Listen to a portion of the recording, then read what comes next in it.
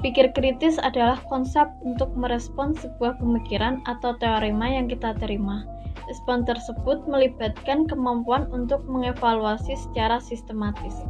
Bila diartikan secara jelas, pengertian dari berpikir kritis adalah alat untuk menganalisis, merekonstruksi, dan menganalisis secara logis, objektif, rasional, jelas, dan independen. Berpikir kritis tidak ada kaitannya dengan menyangkal.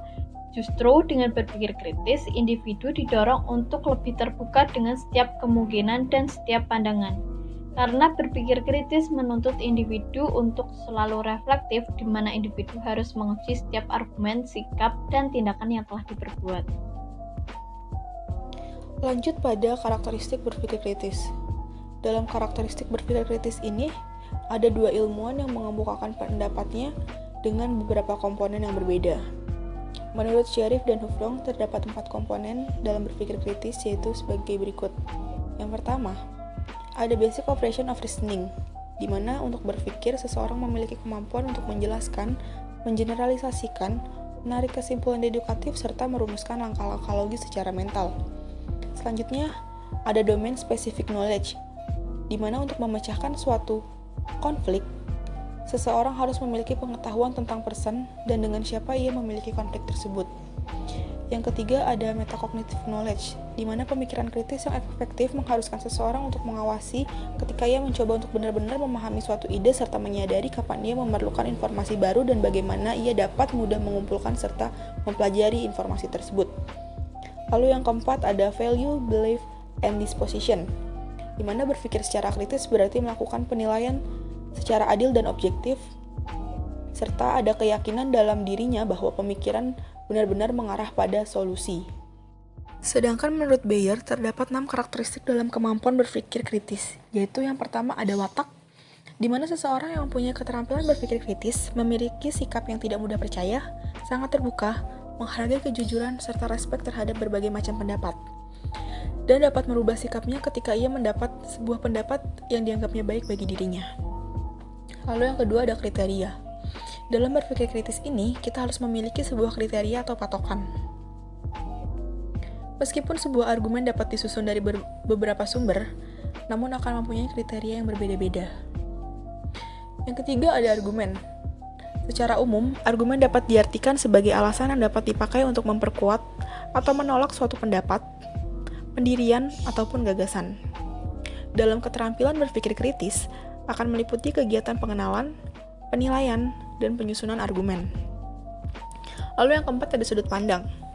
Sudut pandang adalah cara memandang atau landasan yang digunakan untuk menafsirkan sesuatu dan akan menentukan konstruksi makna. Seseorang yang berpikir kritis akan memandang atau menafsirkan sebuah fenomena dari berbagai sudut pandang yang berbeda. Lalu yang kelima ada pertimbangan atau pemikiran, yaitu kemampuan untuk merangkum kesimpulan dari satu atau beberapa premis. Selanjutnya, yang terakhir ada prosedur penerapan kriteria, yaitu prosedur penerapan berpikir kritis ini sangatlah kompleks dan prosedural.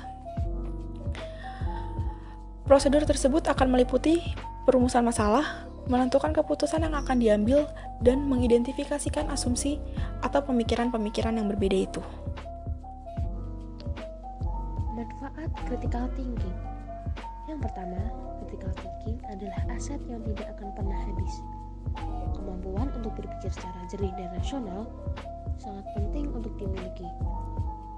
Mampu berpikir dengan baik dan memiliki critical thinking adalah aset untuk karir apapun yang kita miliki saat ini. Yang kedua, critical thinking mempercepat proses penyesuaian diri di lingkungan kerja.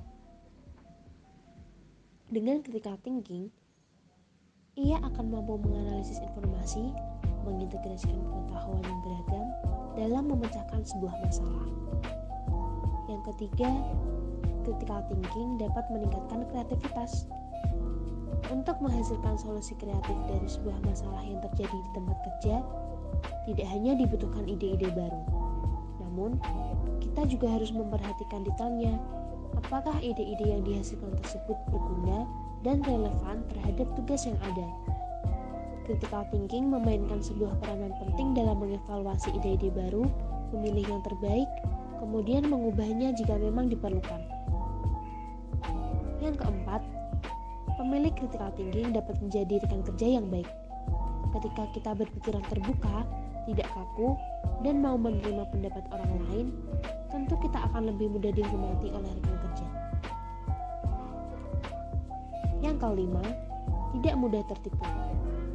Critical thinking membuat pemiliknya berpikir secara logis, rasional, dan beralasan. Setiap fakta yang kita ambil adalah berdasarkan sebuah analisa yang mendalam terhadap fakta yang ada. Inilah yang menyebabkan pemilik critical thinking tidak mudah untuk tertipu ataupun ditipu oleh orang lain.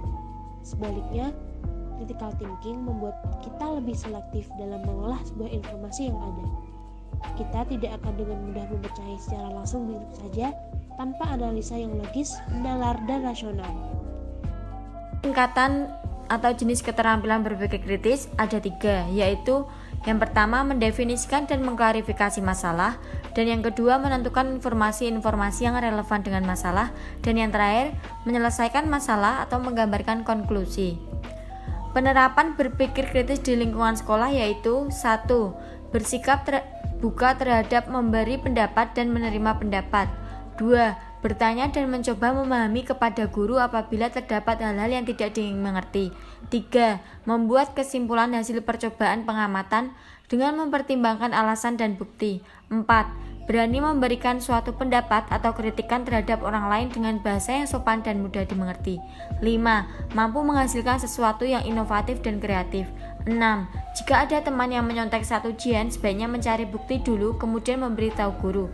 7. Menyaring saran-saran dari orang lain, dan yang terakhir berdiskusi terlebih dahulu sebelum menyatakan sesuatu.